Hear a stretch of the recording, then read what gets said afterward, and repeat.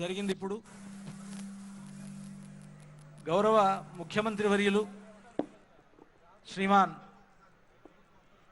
ఏ రేవంత్ రెడ్డి గారు, అదేవిధంగా ఉప ముఖ్యమంత్రి గారు భట్టి విక్రమార్క గారు, రెవెన్యూ మంత్రి గారు శ్రీమాన్ పొంగులేటి శ్రీనివాసరెడ్డి గారు, అలాగే జిల్లా ఇన్ఛార్జి మంత్రి గారు శ్రీహరి గారు, వీరంతా దంపతియుక్తంగా వచ్చి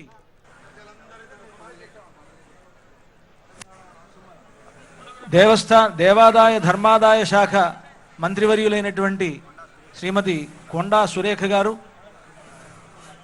తుమ్మల నాగేశ్వరరావు గారు మొదలైనటువంటి మహనీయులంతా కూడా వచ్చి ఈ కళ్యాణ సందర్భంగా స్వామివారికి అమ్మవారికి పట్టు వస్త్రాలు దేవస్థానం తరఫున తెలంగాణ రాష్ట్రం తరఫున సమర్పిస్తూ ఉన్నారు. తెలంగాణ రాష్ట్ర ప్రజలందరి తరఫున తెలంగాణ రాష్ట్ర ప్రభుత్వం సమర్పిస్తున్నటువంటి ఈ పట్టు వస్త్రాలు శ్రీ సీతారాములకు అందజేయబడుతున్నది. జై బోలో రామచంద్ర భగవాన్ కి జై, రామాదగు జై, లక్ష్మణ స్వామి కి జై, జై బోలో పవన సుత హనుమాన్ కి జై. అలాగే శ్రీ శ్రీ శ్రీ త్రిదండి శ్రీమన్ నారాయణ రామానుజ చిన్నజీరి స్వామి వారు,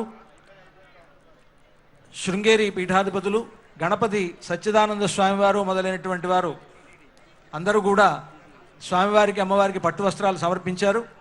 అలాగే తిరుమల తిరుపతి దేవస్థానం వారు ప్రతి సంవత్సరం లాగా ఈ సంవత్సరం కూడా స్వామివారికి సమర్పిస్తూ ఉన్నారు. అయితే ఈ వస్త్రములన్నీ స్వామివారికి కళ్యాణం పూర్తయిన తర్వాత శుభముహూర్తం అయిన తర్వాత సమర్పించబడడం జరుగుతుంది. లోకాచార ప్రకారేణ మంగళాష్టకచూర్ణికా పఠనం కుర్యాత్.